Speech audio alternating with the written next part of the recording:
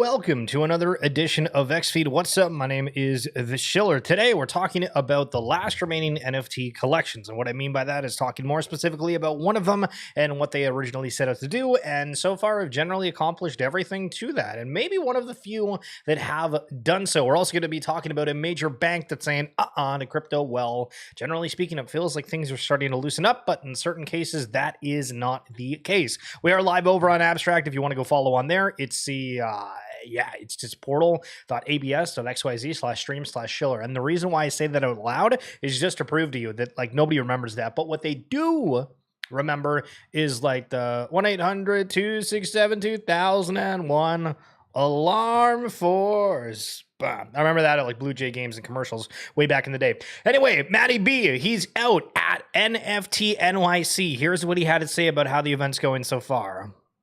Hey everyone, if you're into Web3, feeling some FOMO about not being at this year's NFT NYC, don't. I literally just walked out of the main stage panel. Fewer than 50 people were in the room. The speakers are great, but they deserve a lot better. And this isn't it. Now, a few of the side events this week have been awesome. Obviously, there's one in particular that did amazingly well, and I'm glad that many of you could be a part of it. But this energy feels really sort of hollow right now. And I think there's probably two things at play. One, we've really siloed ourselves.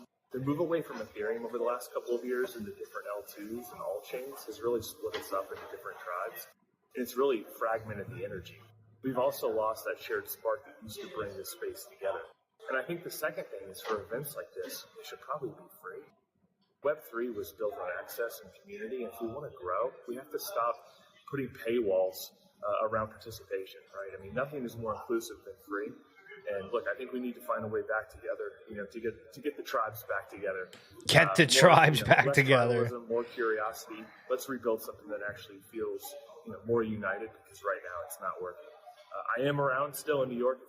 So, I mean, look at there's the video earlier, and it's just like sparse tables, and like, I've gone on some rants on here before, and like, Consensus was in Toronto, and that's supposed to be one of the biggest events of the year.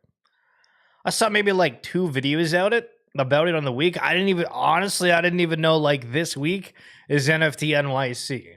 Like when you're looking at the timeline, who's talking about it? Like literally nobody. So there's a couple different thoughts of it. Is one, maybe everybody's just not able to have the funds to be able to travel, which is completely fair. Maybe the desire to travel and connect with these different communities isn't there because some of the communities just straight up aren't holding events, because a lot of the times it was like a side event. So like here's an example. Back when I went in the first year of NFT NYC, probably like a hell of a red flag in terms of like security, but I posted a tweet being like, yo, if anybody's hanging around, you're not going to any events, I'm going to be at this pizza parlor at this time if you just want to hang out. I thought not a soul was going to come up. And there was a few people, and nobody knew each other. They were just here hanging. Actually, to be fair, I think Peter, I forget this guy's name. I want to say that they might have came together, but TSBG, DGen Panda, Mr. BSB, myself, hell yeah. But like, this was one of the best parts of the whole friggin' thing. Like, I had more fun doing this. Is just like a hangout with people that, like, again, half of these people weren't individuals that I talked to a lot, like TSBG, a little bit for sure, BSB in the back there, a hell of a lot. But the other guys, we just kind of like knew each other online, followed our stories, and that was kind of it, right? And this is the thing, that we just don't have that grassroots movement that we used to. And I think that there is a real shot at bringing that back at some point. But who's going to do it? That is the question. Smoot, with maybe the take of the day that might piss off a couple of people. Or you might agree with it. At some point, we're all just going to have to admit it. And it's funny because it should have been expected given his track record that Gary Vaynerchuk created hands down the most successful NFT project. So hold on before we have, the jury verdict on whether agreeing with this or not. So the comment was due to an announcement that says, VeeFriends announced a new collaboration with Steph Curry to be part of the Super Stickers manga series collection coming next month. Now, what's sort of interesting about this is there was a couple of collections that I'm blanking on the name of it. And I want to say that it was like Basketball Monsters or something, but there was a collection that tried using like the likeness of certain NBA celebrities to create like these NFT caricatures of sorts. And the concept was kind of cool, but like damn well, like, yeah, there was definitely no way to have authentication of having the rights to these players. And again, similar to likeness, go down the rabbit hole. But this is interesting because they have the whole sports arm, that there's a lot of different athletes that are a part of Gary Vaynerchuk's like athlete business. And so I was like, hold on, how do we bring this up to give like a reflection of what the events look like? Because for VeeFriends, the whole concept of it initially was that there was going to be 3 years of events that if you wanted to learn about the industry, talk with very notable individuals, that would be your opportunity to do so. So I'm going to slowly scroll through here just so you can see some of the different individuals that came out to these events and see if you recognize any names. Maybe you don't. Beeple would be one that you probably would. Champ Medicine as well. Bryson, if you're into gaming. Klon from Cool Cats here. They had Chuck Liddell, obviously not really big into NFTs, but still a celebrity nonetheless. Danny Cole, I have no idea if Creatures or anything is still doing a thing. I know there was some like ridiculous meme that he posted about certain countries that he got like hella canceled for. People started realizing, hey, founders can have opinions on things, but you got to get ready for some of the backlash for it. Evan Keys, co-founders of Doodles. I don't know if Evan's still a part of Doodles or if he was a part of some other thing. You got Farouk on here, Henry the Gape, Guy O'Siri. Guys, what the hell happened to Guy O'Siri? He was like the big individual pushing Bored Ape Yacht Club into the mainstream. Jason Brink from Gala Games. Jimmy, if you know Jimmy the Ape, that guy made bank and then I think left the industry. I'm not exactly sure. Liam Payne, Logan Paul, a lot of really big names, right? So going to these events was like, oh, okay, this is kind of cool. Mila Kunis was there. They had a whole bunch of different panels and you were able to go and see these events. Now, that was year number 1. So you can go down to year number 2 in 2023. And it was at Lucas Oil Stadium in Indianapolis. And all of these events, they had a very notable people that were performing, not just like at the speaking sessions. So like Busta Rhymes, Andrew Schultz, the comedian. So it was a little bit of everything from music to Jordan Sparks. I think that was an American Idol winner, if I remember way back in the day, along with a bunch of extra guests. But we're not going to go through the entire speaking panel because we just do that. And then for 2024, this was another one that had massive names that were associated with it. And if you want, you can pause the video, take a look and see what it was, but these events did end up happening. Now, on top of that, they did go out and create a trading card game that has actually been picked up by some massive players. Topps is being a part of it.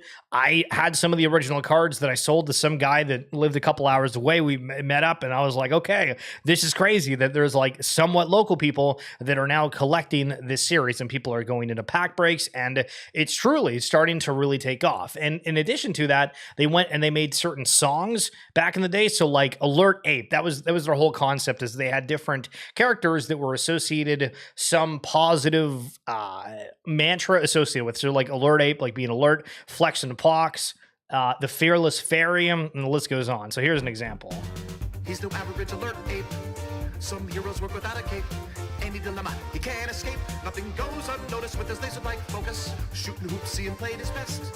Like Jason Bourne, watch him read a defense. Thread through players with a ninja-like sense. It's a total plus when he's playing for us. Watch and see.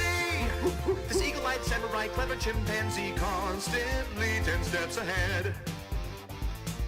A furry prodigy, ready to tap unlimited capability, always ready. You never see another more devoted. Give him a problem and I have it decoded. He'll even do it blindfolded, dedicated and stimulated. What we think is incomprehensible to him is commonsensical. Okay, so some of you are probably like, "Dang, stop playing the music." Some of you are like, you know what? That's all right. So there's a unbelievable catalog of various songs dedicated to these different apes. Now, there was also a point where I think they had like a particular jacket. So if you happen to own the VeeFriends Series 1 of the ape, then you were able to get that jacket for free. And there was, for the gift goat, they do different gifts every year at Hangout Hawk. You got to have like a video call with them. But they did a whole bunch of different things. And it's cool to see that they are still around and still kicking, even though Gary Vee does get crapped on for certain reasons. And, myself included, on that first VeeFriends that I went to, they ran out of merch, literally like before the first day was over. And it was like, what are you doing, guys? What are you doing? So Justin, Barclays is banning customers from using their card to make any type of cryptocurrency transaction. Somebody got this email saying, hi, individual. From the 27th of June, you'll no longer be able to use your Barclay card to make any type of cryptocurrency transaction. For more info, search Barclay Cryptocurrency Online, your Barclay card team. So this begs the question of, all right, well, banks obviously see the volatility within the crypto space. They're wanting to not have people try to go after them, right? Because this is sort of the situation of like, you give somebody the access to, hey, you're allowed to buy this, and if it goes poorly, then they're like, well, it's not my fault that I bought something stupid. It's the bank's fault. And it's like, well, I mean, like, I guess, but like, not really. And so this person went searching, and take a look at this. So Barclays has recently restricted the use of credit cards for cryptocurrency transactions effective June 27th. This action, similar to measures taken by other financial institutions, is aimed at mitigating risks associated with digital currencies. However, Barclays is also invested in the cryptocurrency market through BlackRock's iShares Bitcoin ETF fund. Despite the restrictions, Barclays invested $131 million in Bitcoin through BlackRock's IBIT. So they're in crypto, but they're saying, hey, we don't like this. And this is something to watch, right? Like what ends up happening down the line. I saw something the other day that was like I'm going to mess up where this is, but somewhere in the States, there was like a law that was passed. You're not allowed to sell like Tesla vehicles there. And so it's almost like, okay, so you're allowed to buy like an electronic vehicle, but you're not allowed to buy that specific one. And in this case, it's like, well, okay, are they going to allow Bitcoin transactions, but they're not going to allow like other ones that they're picking and choosing? I don't know. Anything that ends up being restricted like this, it ends up people kind of having that clicked moment of, oh my goodness, I'm at the mercy of these centralized ecosystems. True. Okay, so this is a tough one, but we've talked about it on stream before, so you might be familiar or might have been able to avoid this if it was you. King Pickle saying, ugh, my dad just got his ledger drained through a scam and lost all of his crypto he was stacking for the last 10 years. He's handling it like a champ, but to be honest, I am devastated for him. Someone sent him a letter in the mail claiming to be ledger and that something had to be done with his seed phrase. He got it out of the safe, read it out, and that was it. He's an extremely intelligent person, and luckily none of the crypto loss was earmarked for anything critical, but the emotional toll of hit like this is brutal. Do not ever, ever, ever, ever give your seed phrase to anyone ever, no matter what. True. And so it was just a letterhead that was probably sent to a whole bunch of random addresses, and they believed, oh my goodness, something was wrong, when they probably knew deep down inside, yeah, maybe there was something sketchy about it, but you still do it anyway. And that's why security's always got to be top of mind. J-Bond. So for a backstory, Neymar, the footballer, was on Barcelona for a while. I don't actually know what team he plays for now, but Brazilian national team too. He was one of the celebrities that was and still is into Bored Apes, and was actually somebody that seemed interested in it, not just kind of a fly-by-night, hey, I'm launching an NFT of some sort, I want to show that I'm in the industry, someone that was genuinely into it. And they went out and they bought like certain things to it. But anyway, Neymar bought their BYCs for 159.99 ETH and 189.99 ETH back in January of 22. Holy shit. Keep forgetting how much they were. Instead of crying that he bought the top, he still proudly reps his ape whenever he can. He just doesn't care if he's down bad with them. He's Neymar after all. I mean, listen, I've seen something where like there's footballers out there that make what, like 100,000 euros a week minimum, like upwards to 500,000 euros a week. Unbelievable. Unbelievable. What's up with Say? Up 42% with no news. It's altcoin season. Is that what we say, or is that cringy to say and everybody's become a Bitcoin maxi? It does feel that people are being very, very vocal with only looking at Bitcoin and saying, I'm focusing on that. Should be interesting if the market ends up picking back up. And there's a particular reason for that, right? Because we know that retail, generally speaking, isn't bidding right now. They're aware of the space, and I've highlighted multiple times where you can see very, very notable streamers that are showing their interest within the space. They know the verbiage, they know everything around it. But I saw this post from MoonPay that says 48,181 XRP or 1 Bitcoin. Now, escaping the fact that there's still people out there that don't realize that you can buy like $10 of Bitcoin, right? Like you don't have to buy like an entire one. But if you can get a bigger number, people are probably going to gravitate to that. Can I get 48,000 of this or just one of them? right? It's a psychological game to be a part of it. Yo, Hoonsy, what's going on? Hell yeah. Yo, are we going league? What's going on? I played 2 nights ago, and then I had to deal with Mark instead of you yesterday. And that's a red card, buddy. Official map of the Star Wars universe a long time ago in a galaxy far, far away. Now, this is cool. I can't read any of this because it's way too zoomed out, but knowing the size of Star Wars, can you imagine if they created a game in the metaverse that was like a legit recreation of Star Wars, where you get to own all the different assets, you can be a part of different ecosystems on these different galaxies, planets? Very far-fetched, but I think the concept of it is really cool.